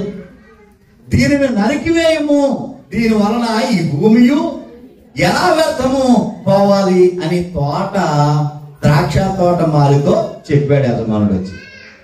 తోటమాలి చెప్తున్నాడు, అయ్యా నేను దాని చుట్టూ త్రవ్వి ఎరువు వెయ్యనంత మట్టుకు వేసి ఓ సంవత్సరము కూడా ఉండనేమో అది ఫలించినా సరే, లేని ఎడల నరికివేయమని అతనితో. ఆ సందర్భం చాలాసార్లు చదువుకున్నాం. ఇక్కడ ఉన్నటువంటి సందర్భాన్ని ఒకసారి మనసులో పెట్టుకున్నాం. తోట ఉంది, తోటలో చెట్టు గురించి ప్రస్తావన వచ్చింది. 3 సంవత్సరాల నుండి ఏమి తక్కువ లేకుండా సకల విధమైనటువంటి ఏర్పాటు అంతా ఆ చెట్టుకి చేస్తున్నా, అంజూరపు చెట్టుకి చేస్తున్నా, ఫలాలు అయితే కనబడలేదు. చిన్నదేం కాదు, పెద్ద చెట్టు ఫలించేంత వయసు వచ్చింది, దానికి ఫలించాలా, కానీ ఫలాలు అయితే కనబడలేదు. ఈ సంవత్సరం కాస్తుందమ్మో పూత వచ్చి అనుకున్నారు. ఈ సంవత్సరం పూత రాలేదు, పిందువు రాలేదు. పూత రాదే, పిందే రాదు, ఏదో పాట ఉంటుంది, అంజూరపు చెట్టు ఒకటి నాటిద్ది అనేటువంటి పాట మన పాటల పుస్తకం. ఈ వాక్యాన్ని ఆధారం చేసుకునే పాట రాసి 2వ సంవత్సరం ఎదురు చూశారు, పూత లేదు, పిండి లేదు. 3వ సంవత్సరం కూడా యజమానుడు ఎదురు చూశాడు, పూత లేదు, పిండి లేదు. తోటమాలను పిలిచి దీన్ని మొట్టమొదటి నరికి పారేసి, దీనివల్ల చుట్టుపక్కల ఉన్నటువంటి మొక్కలని పోతున్నాయి, సారవంతా లాక్కుంటుంది తప్ప, దెబ్బ తింటుంది తప్ప, దేవుడి సొమ్ములు దెబ్బ తింటుంది తప్ప దేవుడి కోసం ఫలించడం లేదనేటువంటి అర్థం వచ్చే విధంగా నరికి పారేయాలంటే, తోటమాలు అయ్యా మీరు ఎలా చెప్తే అలా చేస్తాను, నరికేస్తాను, ఇప్పుడే నరికేస్తాను అలా. తోటమాలు ఏం చేశాడు, అయ్యా 1 సంవత్సరం, ఒకే 1 సంవత్సరం ఆగితే అమ్మ ఆ చెట్టు చుట్టూ నేనేం చేస్తాను, త్రవ్వుతాను, తప్పి దానికి ఎరువేస్తాను, దానికి ఏది తక్కువ లేకుండా అన్ని నేను సమకూరుస్తాను. అయినా ఫలించకపోతే అప్పుడు మీరు చెప్పినట్టుగానే నరికేస్తాను. అంటే తోటమాలికి ఒక చెట్టు గాని నశించటం, నరికివేయబడటం తోటమాలికి ఇష్టం. తోటలో ఉన్న ఒక చెట్టు కూడా నశించిపోవటం, నాశనం అయిపోవటం తోటమాలికి ఇష్టం లేదు. సంఘములో ఉన్నటువంటి ఏ వ్యక్తి నశించటం ప్రభుకి ఇష్టం లేదు. సంఘంలో ఉన్న ప్రతి వ్యక్తి దేవుని కొరకు ఫలించాలి అనేటువంటి ఆలోచనతో తోటమాలి అనేటువంటి ప్రభు ఎదురు చూస్తూ ఉన్నాం. అది ఈ సంవత్సరం కాబట్టి వచ్చే సంవత్సరం ఫలిస్తారు. మనం అవకాశం ఇద్దాం, వారి కొరకు ప్రార్థన చేద్దాం, వారికి వాక్యాన్ని బోధిద్దాం, వారు క్షేమంగా సంతోషంగా ఉండాలని. మన కోసం ఎంత బ్యాట్గా చెప్పినా, ఇంటింటికి చెప్పినా, ఊరంతా చెప్పినా వారి కోసం ప్రార్థన చేద్దాం. వారు బాగుంటే వారి కుటుంబాలు దీవించబడతాయి. ఒకవేళ ఇప్పుడు తప్పుగా అర్థం చేసుకుని ఏదో అనుకుంటే చాటింపేస్తాయేచ్చమ్మ గారి వారి కుటుంబం బాగుంటే రేపు అనేకులకు ఫలంగా ఉంటారు అంట. యజమానుడితో తోటమాని చెప్తున్నాడు, అయ్యా 1 సంవత్సరం ఎదురు అని మొక్క కొరకు, ఫలించిన మొక్క కొరకు తోటమాన ఆలోచించాడండి. ఆలోచించాడా? దాని క్షేమం కొరకు ఆలోచిస్తున్నాడు, దానికి పెట్టుబడి పెడుతున్నాడు, నీళ్లు పోస్తున్నాడు, ఎరువేస్తున్నాడు, అన్ని చేస్తున్నాడు. అంటే ఆ విధంగా ఆలోచన చేస్తే తోటకి యజమానుడు ఉన్నాడు. అంత మాత్రమే కాదు, తోట అనబడిన సంఘానికి కూడా తోటమాలి ఉన్నాడు. ప్రార్థన వాక్యం అనేటువంటి ఎరువు చేత ప్రతి విశ్వాసమే దేవుని సన్నిధిలో కట్టబడాలి అనేటువంటి ఆలోచనతో నీరు వేస్తున్నాడు, ఎరువు వేస్తున్నాడు, ప్రార్థన చేస్తున్నాడు, వాక్యం చెప్తున్నాడు. తోటమాలి అనగా దైవ సేవకుడు కావచ్చు, లేకపోతే యేసు ప్రభు వారు కావచ్చు. ప్రార్థనా వాక్యం అనబడినటువంటి నీరు, ఎరువు నిత్యం అందిస్తున్నా ఫలించడం లేదు. ఈ మొక్క బాగా బలిసిపోయి తిరగటమే, దేవుని కోసం పని లేదు, ఫలాలు లేవు అనేటువంటి విధానంలో. తోటలో ఉంటే నీ కొరకు ఒక తోటమాలి నీ కోసం ఆలోచిస్తున్నాడు, ఒక తోటమాలి నీ కోసం ప్రయాసపడుతున్నాడు అనేటువంటి విషయం మనకు అర్థమైంది. మరి అడుగు కోసం వద్దాం, అది మనకు అర్థమైంది కాబట్టి అడుగు దగ్గరికి వస్తే, అడవిలో ఉన్న మొక్కలకి కూడా తోటమాలి ఉన్నాడండి. తోటకి యజమానుడు ఉన్నట్లుగానే అడవికి కూడా తోటమాలి ఉన్నాడు. ఈ అడవిలో ఎవరుంటారు అంటే ఆలోచిద్దాం, దాని కొరకు ఆలోచిద్దాం, దానికోసం ప్రార్థన చేద్దాం, దానికి పెట్టుబడి పెడతాం, వాక్యం ఈ విధానంగా నాశనము చేయాలనేటువంటి ఆలోచనతో అడుగులో ఉన్న వాళ్ళందరూ ఇదే భావం, ఇదే విషభాగాలతో నింపేసినటువంటి విధానం మనకు కనబడుతుంది. చూడండి, దానియేలు గ్రంథం గురించి మనం ఆలోచన చేద్దాం. అందరూ గ్రంథాలు తెరిచి దానియేలు గ్రంథం పిల్లరా, దానియేలు గ్రంథము 6వ అధ్యాయము, దానియేలు గ్రంథము 6వ అధ్యాయంలో 4వ వచనం నుండి చదువుకోబోతా ఉన్నాం. ఈ సందర్భం ఏమనంటే, బబులోను సామ్రాజ్యంలో దానియేలు అని కూడా ఒక భక్తుడు ఉన్నాడు. ఎన్నో కష్టాల గుండా అతని జీవితం ప్రయాణము సాగుతున్నా ఏనాడు దేవుని విడిచిపెట్టలేదు, ఏనాడు మందిరానికి దూరంగా ఉండలేదు. చాలా భక్తిగా విశ్వాసంతో జీవిస్తున్నటువంటి భక్తుడు. అయితే ఆయన భక్తి విధానం, ఆయన మాటలు, ఆయన ముఖం నచ్చడం లేదు చాలా మందికి. ఇప్పుడు ఏదో రకంగా దానియేలు మీద తప్పు మోపి దానియేలుని దూరం చేశారు, ఈ రాజ్యంలో ఉండకుండా దానియేలు కుటుంబాన్ని నాశనం చేయాలని కొంతమంది పన్నాగం వాళ్ళు అడుగులో ఉన్నటువంటి వారు పన్నాగం పడినటువంటి సందర్భాన్ని ఇక్కడ మనం ఆలోచన చేస్తా ఉన్నాం. అప్పుడు చదువుకుందాం 4వ వచనం.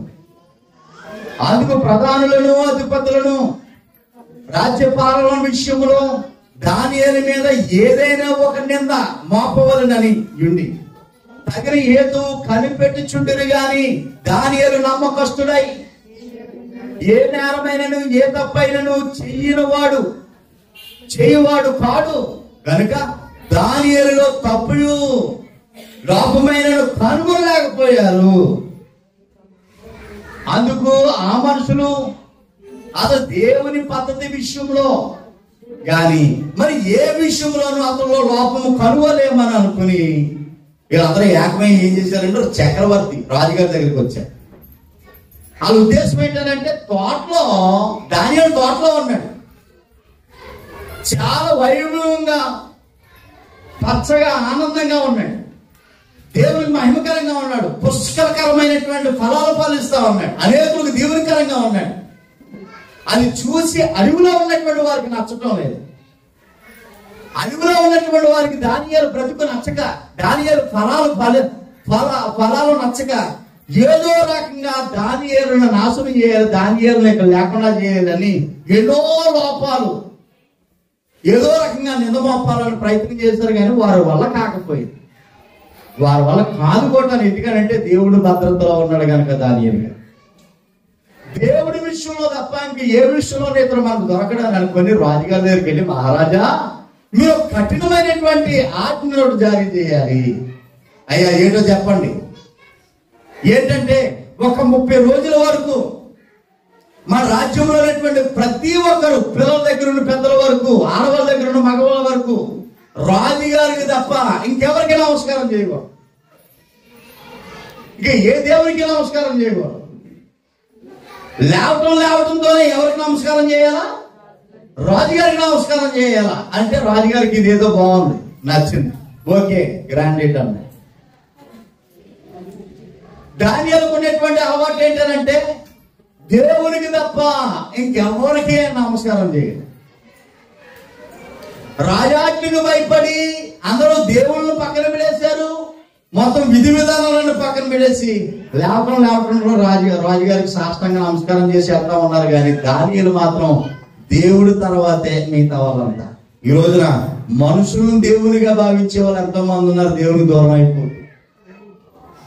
ఏమండి, అవసరమైతే దేవుని కూడా పక్కకు తోచేసి ఇంకా మనిషి ఎలా చెప్తే అలాగే బ్రతకాలనేటువంటి ఒక ఆలోచన, దరిద్రమైనటువంటి ఆలోచన రావటం చాలా బాధాకరమైన విషయం. ప్రియ దేవుని బిడ్డ, ఒక మాట మంచిగానే మీకు చెప్పాలని ఆశపడతాం. దేవుడి దయ వల్లే మనం బ్రతుకుతా ఉన్నాం, అందులో ఏమాత్రం సందేహం.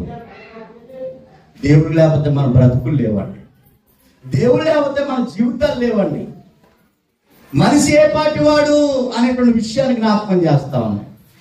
మీరు బాగా తెలిసినటువంటి వాక్యం, అది బాగా తెలిసినటువంటి వాక్యం. ఏదో వాక్యం ఏంటో తెలుసా? మనుషులను నమ్ముకున్నట్టు కంటే గుర్తు గుర్తుందా? వాక్యం గుర్తుందా?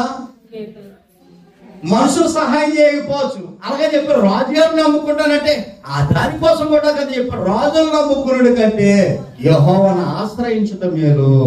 మేలు కావాలంటే దేవుడే. నాకైనా నీకైనా మీ భూమి మీద ఎవరికైనా దేవుడి తర్వాతే మిగతాది ఎవరైనా. ఈ భావం దానియేలు బాగా ఎక్కడం వల్ల దానియేలు గారు రాజుకు నమస్కారం చేయకుండా ఏ దేవుడికైనా నమస్కారం చేస్తే వాళ్ళకి భయంకరమైన శిక్ష విధిస్తామని చెప్పినా గాని దానియేలు ఎవరికి మొక్కాడట? దేవుడికే మొక్కాడు. మరణశాస్త్రం అమల్లో ఉందనే సంగతి తెలుసుగా దేవుడిని విడిచిపెట్టలేదు, దేవుని సన్నిధానాన్ని విడిచిపెట్టలేదు. నువ్వు పెట్టినా పెట్టకపోయినా, నువ్వు చూసినా చూడకపోయినా దేవుడే నా ఆధారం, నేను దేవుని కోసం బ్రతుకుతాను అనేటువంటి ఒక మంచి ఆలోచనతో దానియేలు ఉన్నాడు.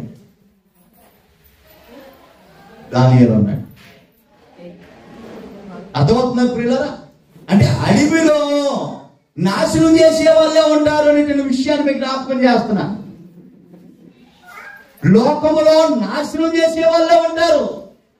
దానియేలు నాశనం చేయడానికి పూనుకున్నారు, అడ్రస్ లేకుండా పోయారు. చూడండి, తోటకి అడవికి ఉన్నటువంటి వ్యత్యాసాన్ని మనం గమనిస్తా ఉన్నాం. తోటలో తోటమాలి దేనికో ఫలాలు పలకపోయినా, ఫలాలు ఫలించకపోయినా అదే ఒక సంవత్సరం ఎదురు చూద్దాం. ఫలాలు ఫలించిన చెట్టు వరకు ఆలోచిస్తూ దానికి ఏదైతే కావాలో అన్ని పెట్టాడండి. తోటలో ఉంటే తోటమాలి అంతగా ఆలోచన చేస్తాడు నీ కోసం, నువ్వు మనసు ఉంచుతాయి కదా. కానీ అడవికి సంబంధించేటువంటి తోటమాలి నేను నాశనం చేయలేదు. దానియేలుని ఎలా నాశనం చేయడానికి చూశారో లోకస్తులు అలా నాశనం చేయడానికి చూస్తారు. మరొక సందర్భానికి జ్ఞాపకం చేయనా? అడవిలో ఉంటున్నటువంటి తోటమాలులు చేసే పనేంటో మనం చదువుకోవడానికి ఇష్టపడతాము. ఎస్తేరు గ్రంథానికి వద్దామండి. అందరూ ఎస్తేరు గ్రంథానికి ఒకసారి వద్దాము. ఎస్తేరు గ్రంథము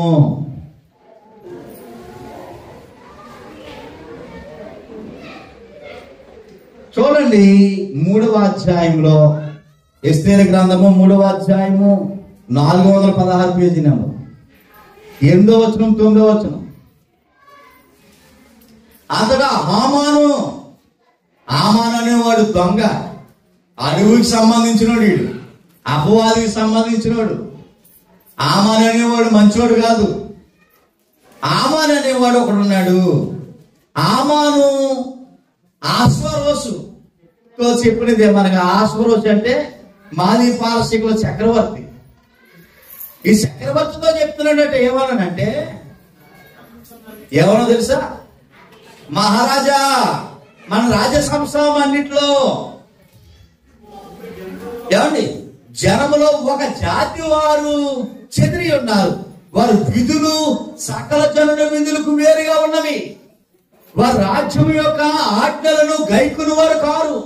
కాబట్టి వారిని ఉండనిచ్చుట రాజులకు ప్రయోజనము కాదు.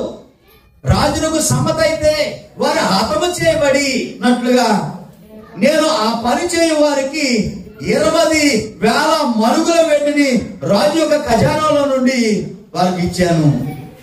మీరు చిన్న పర్మిషన్ ఇస్తే ఆ జాతి ప్రజలందరినీ లేపేస్తాను అని హామాను అనేటువంటి వాడు కుట్రబూను.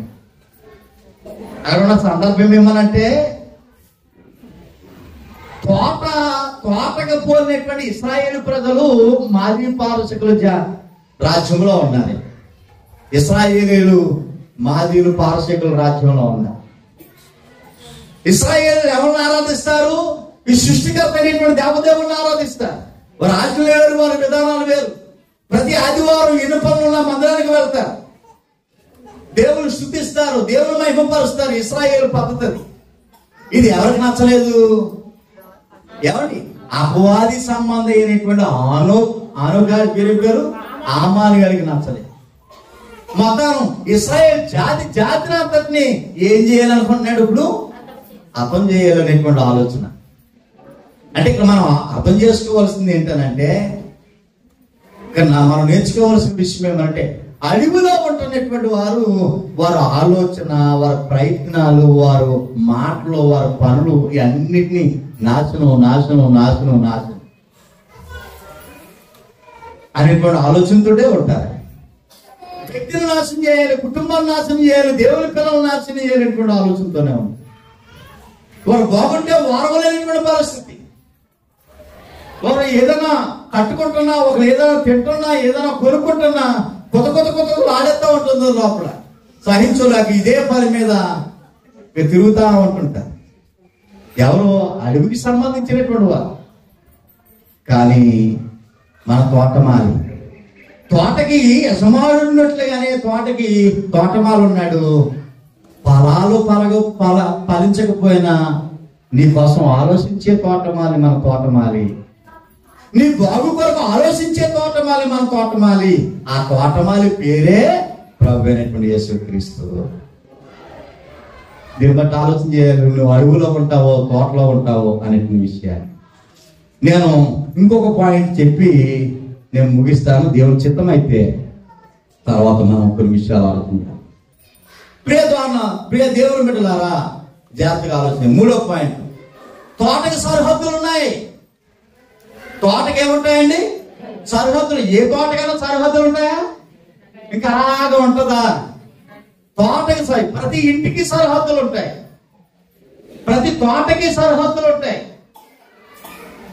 తోట అనబడిన సంఘానికి కూడా ఏమున్నాయి? సరిహద్దులు ఉన్నాయి. ఏంటి ఈ సరిహద్దులు అన్న విషయాన్ని ఆలోచన చేస్తే దేవుని వాక్యము అనే సరిహద్దులు, దేవుని వాక్యం అనే సరిహద్దులు ఉన్నాయి.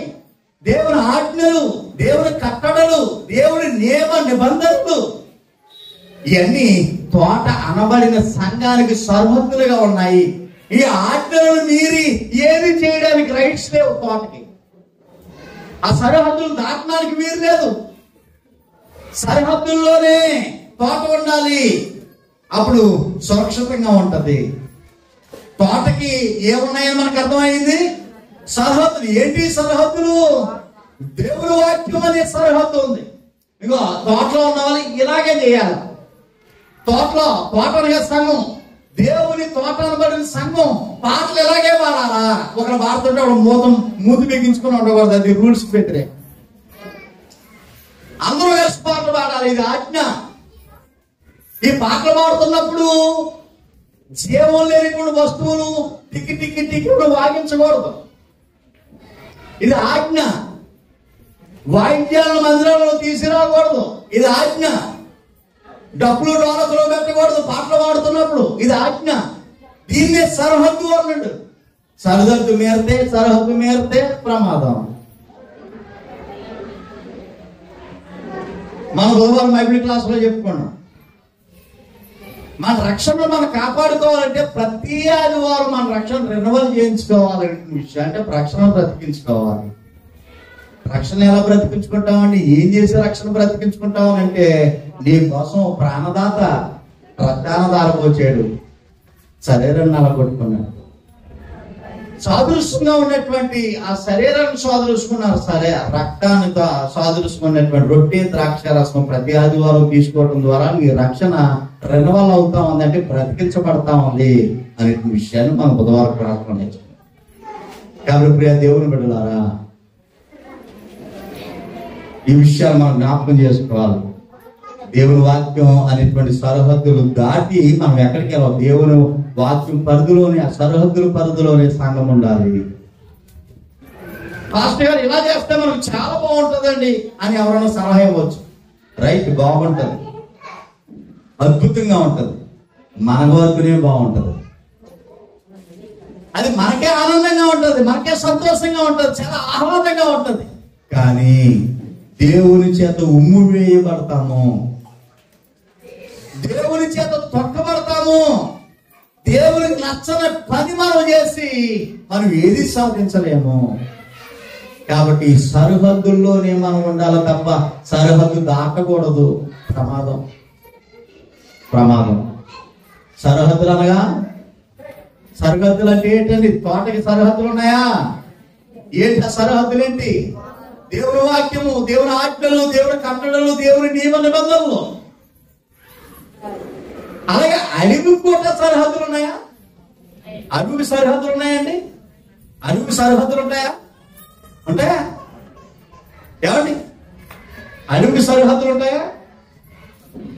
సరిహద్దులున్నా చూడండి, ఎప్పుడైనా మనం వెళ్తామంటే, నేను ఎక్కడికో ఊరిలో రోడ్డు అడిపక్క ఇటు పక్క ఆ తోటలో ఈ ఫామ్ ఏదో వేసారండి, మొక్కలకు సంబంధించిన నర్సరీ వేసారు. ఎంత ఆర్డర్గా ఉన్నాయి, తోట అంతా లైన్గా ఉన్నాయి, సమానంగా ఉన్నాయి. సంవత్సరం మొక్కలన్నీ ఒక మల్లెలో పెట్టాడు, 2 సంవత్సరాల మొక్క అంతా ఒక మల్లెలో పెట్టాడు, 3వ సంవత్సరం మొక్క అంతా ఒక లైన్లో పెట్టాడు. ఆ లైన్ చూస్తుంటే ఎంత అందంగా, ఆ లైన్ ఫస్ట్ మొక్క చూస్తుంటే చివరి మొక్క కూడా కాపాడుతుంది, అంత లైన్ గా చక్కగా అబ్బా భలే కొందర బాబు అనిపించేసింది. ఆ తోట ఆ లైన్ తప్పలేదు, విధానం చెప్పలేదు. తోటలో మొక్కలని అలా క్రమ పద్ధతిగా ఉంటాయి, సరిహద్దులు దాటకుండా చాలా క్రమశిక్షణగా ఉంటాయి. అడవిలో మొక్కలు ఎలా ఉంటాయి చెప్పండి మీరు ఒకసారి. అడవికి ఎప్పుడైనా వెళ్ళారు కదా, మనం ఏజెన్సీ వెళ్తున్నాం, ఆ మొక్కలు ఎలా ఉంటాయి? లైన్ గా తాళి కట్టినట్టు ఉంటాయా? అస్తవిస్తానంగా ఉంటాయి. మనం చూస్తున్నాం కదా, ఒక ఆర్డర్ ఉండదు, ఒక పద్ధతి ఉండదు, ఒక లెక్క ఉండదు, ఒక క్రమం ఉండదు, ఒక మర్యాద ఉండదు. ఎలా పెడితే అలాగ ఉంటాయి, ఎలా పెడితే అలాగ ఉంటాయి, అదుపు లేకుండా ఉంటాయి, దారి తల్లి లేకుండా ఉంటాయి, చిరగ్గా ఉంటాయి. ఎందుకంటే దానికి సరిహద్దు ఉన్నా కానీ ఉపయోగం లేనటువంటి పరిస్థితి. ఎవరిష్టం వాళ్ళదే, అడవిలో ఉన్నటువంటి మొక్కలకి ఎవరిష్టం వాళ్ళది. దానికి పొయ్యి తీసేవాడు ఎవడు, ఎరివేసేవాడు, కొమ్మలు నరికేవాడు, పద్ధతిగా పెంచేవాడు ఎవడు, ఎవరిష్టం వాళ్ళది. ఈరోజు అడవిలో ఉన్నటువంటి వారి జీవితాలు కూడా అలాగే ఉంటాయి, అస్తవిస్తానంగా, మర్యాద లేకుండా, క్రమం లేకుండా, అందం లేకుండా, శుభ్రం లేకుండా, గత్తరగా. ఒక మాట చెప్పాలంటే ఆ కుటుంబాలు గత్తరగా. పూర్వకాలం మాట్లాడేవారు కోడి గత్తర చేసింది అనేవారు.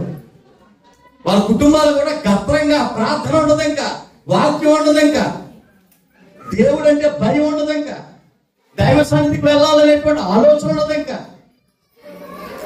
ఇది సాతాను యొక్క అభయస్తాల చేత బంధింపబడ్డారు కాబట్టి, శేకుడు శక్తుల చేత బంధింపబడ్డారు కాబట్టి, మాటలు వింటున్నప్పుడు ఏదో తెలియనటువంటి ఉద్రేకం. దేవుడు ఆలోచిస్తా ఉన్నాడు, నువ్వు బాగుంటే చాలని ఆశపడుతున్నాడు. నువ్వు బాగోవాలి, నువ్వు తోటలో ఉంటేనే నీకు బాగు వస్తుంది. తోట బయట అడుగులో ఉంటే నీకు బాగు రాదు. నీ బాగు అడుగులో ఉన్న మొక్క కోసం ఎవడు ఆలోచిస్తాడండి? ఆలోచన చేయండి. అడుగులో ఉన్న మొక్క కోసం ఎవడన్నా ఆలోచిస్తాడా? ఆలోచించడండి. అడుగులో ఉన్న మొక్కల కోసం ఎవడో ప్రయాసపడండి, నీరు పెట్టడండి, ఎరువేయడండి. చిన్న భిన్నంగా కొమ్మలు వాలిపోయి ఉంటాయండి, చూడడానికి కూడా మొక్క బాగోదండి. ప్రియ దేవుని బిడ్డలారా, ఈ సందేశం ద్వారా మంచి విషయాలు మనం ఆలోచన చేస్తా ఉన్నాం. మనం అందరము ఎలాగుండాలని దేవుడు ఆశపడుతూ ఉన్నాడు అంటే, దేవుని తోటలోనే ఉండాలి అనేటువంటి దేవుని కోరిక. మనం అందరం ఎక్కడ ఉండాలి? దేవుని తోట. తోట అంటే సంఘం. మనం అందరం ఎక్కడ ఉండాలి? సంఘములోనే ఉండాలి. ఎందుకంటే సంఘానికి యజమానుడు ఉన్నాడు, సంఘానికి ఒక తోటమాలు ఉన్నాడు. యజమానుడి యొక్క ఉద్దేశం మేరకు, సంకల్పం ప్రకారంగానే తోట కట్టబడ్డది, సంఘం కట్టబడ్డది అనే విషయం మనం ఆలోచన చేయబోతాం. ప్రియా, మనం ఎక్కడ ఉండడానికి ఇష్టపడాలో ఒకసారి ఆలోచన చేయాలి. మనం ఈరోజు ఏ పాఠం నేర్చుకుంటున్నాం చెప్పాలి, అందరూ చెప్పాలి. నువ్వు తోటలో ఉన్నావా లేదా అడవిలో ఉన్నావా? తోట అంటే అర్థం ఏంటి? సంఘం. అడవి అంటే లోకం. తోటకి యజమానుడు ఉన్నాడా? ఎస్ ఉన్నాడు. తోటకి తోటమాలు ఉన్నాడా? ఎస్ ఉన్నాడు. తోట కొరకు, తోట అనే సంఘం కొరకు యజమానుడు ఏం చేశాడండి? ప్రాణాలు దారబోసాడు. ఈ యజమానుడు ప్రాణం దారబోయడానికి గల కారణం ఏంటంటే, యేసు క్రీస్తులాగా మనందరం మార్చబడాలి. కష్టాలు నష్టాలు ఇవన్నీ అధిగమించి క్రీస్తులాగా మార్చబడాలి. తోటలో ఉంటేనే, సంఘంలో ఉంటేనే మనకు భద్రత. అడవిలో ఉంటే ప్రమాదం, అడవిలో ఉంటే సాతాను అధికారం కింద నువ్వు ఉంటావు. సాతానుడికి అధికారం కింద ఉన్న ఏ వ్యక్తి బాగుపడినట్టుగా చరిత్రలో లేదు. సాతానుడి యొక్క అధికారం కింద ఉన్నటువంటి బాగుపడండి, ఎప్పుడు బాగుపడు. సాతానుడు అంత ప్రమాదం అన్నమాట. ఊరికే మనల్ని మెరిపిస్తాడంతే, మెరిపిస్తాడంతే, చాలా ప్రమాదం. కాబట్టి ప్రియ సోదరి సహోదరుల, అందరూ చేయొద్దని ఒకసారి నేను చెప్తాను. నేను చెప్పిన తర్వాత అందరూ అడవిలో ఉందాం, చేయొద్దండి. అందరూ అడవిలో ఉందాం. 1 2 మా వాళ్ళు చేయడండి వినోదు. అందరూ అడవిలో ఉందాం. అడవిలో ఉందావా? అడవిలో ఉందామండి. చి అడిగొద్దు, మనకి చి ఎలా అడిగొద్దు అన్నారన్నమాట. అడవి అనగానే మీరేమన్నారు? చి అడిగొద్దు, మనం ఏమొద్దు, మనకి అడగొద్దు. మరి ఎక్కడ ఉందాం? గట్టి చెప్పాలి. ఎక్కడ ఉందాం? తోటలో ఉందాం. ఈ తోట పేరే క్రీస్తు సంఘము. ఈ తోట పేరే క్రీస్తు సంఘము. తోటలో ఉండి దేవుడు ఆశీర్వాదాలు అందుకుందాం. మంచి మాటలు వినేటువంటి మీకు ప్రభు నామములో వందనాలు.